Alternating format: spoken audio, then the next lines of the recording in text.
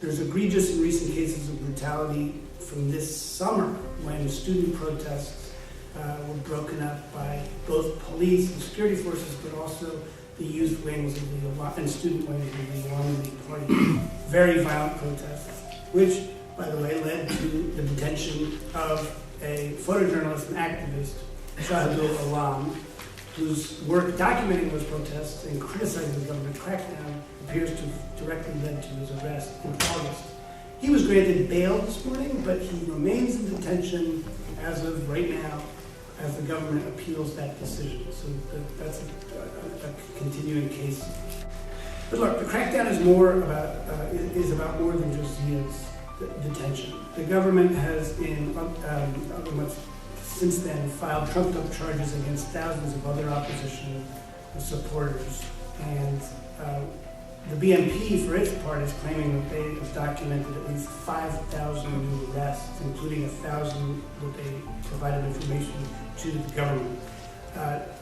But beyond the arrests, I mean, the numbers of persons accused in court documents are so extensive that some media, have found people who are dead on the list of people who have been charged. I mean, there's just such a broad number of names that are being thrown out.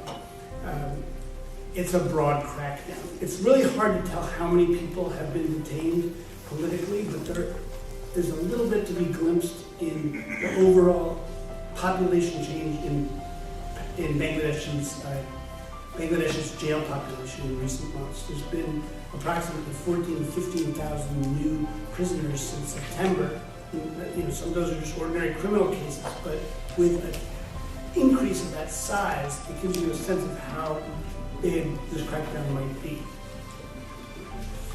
And there's also been a lot of disappearances. I mean, we've documented at least 19 BNP supporters in recent years who have simply disappeared, and we don't even know whether they're detained in jails. And there may be additional cases, but the numbers are quite likely far higher.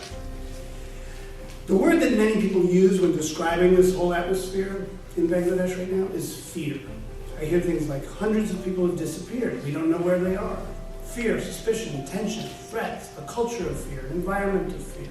A newspaper editor said, as an editor, I should have to decide what to publish. I need to save my reporters from intimidation.